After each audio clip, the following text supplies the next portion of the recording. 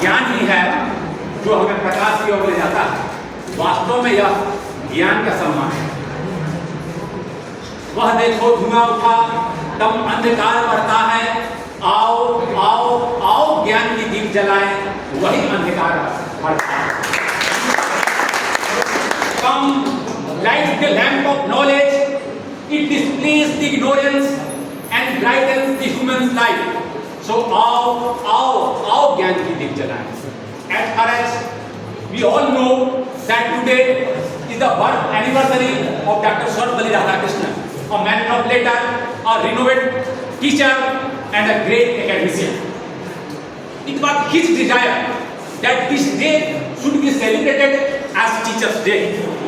Indeed, this day is not just for a professional teacher. This day is a respect for all those persons who are involved in learning and teaching process.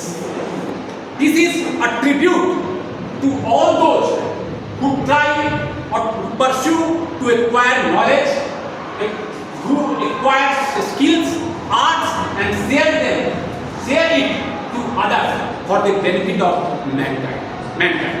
It is respect of all. यह केवल कुछ मैं जो एक professional शिक्षक की बात नहीं है, एक ओहदा की बात नहीं है, मैं ओहदा लेके यहाँ खड़ा हूँ, मैं असिस्टेंट प्रोफेसर का ओहदा लेकर खड़ा हूँ। यह ओहदा का सम्मान है, यह व्यक्ति की उस प्यास का सम्मान है जो ज्ञान के तरफ उसको बढ़ाता है, उस जिज्ञासा का सम्मान है जिसे लेकर व्यक्ति ज्ञान के लिए अग्रसर होता है और फिर ज्ञानार्जन कर, चाहे वो कला का विकास हो, तकनीक का विकास हो या हुनर का विकास हो, उसे प्रदान करता है। यह कोई ओहदा का सम्मान नहीं है, यह कोई व्यक्ति का सम्मान नहीं है, यह ज्ञान की महिमा है, ज्ञान का वंदन ज्ञान है, ज्ञान की आराधना है। मैं ऐसे ज्ञान का वंदन करता हूँ। तो जय हो, जिस नर में भी बसे गुण उसकी जय हो। वेमनस काट वेमनस के जो ज्ञान की जय हो, जय हो जग में जले जहां भी नमन पुनीत अनल को। जिस नर में भी बसे हमारा नमन तेज और बल को, गुणी खोजते नहीं गुणी का पुष्प, किसी वृंत पर खिले पुष्प पर नमन है पुष्प, सुधी खोजते नहीं गुणों का आदि शक्ति का मूल।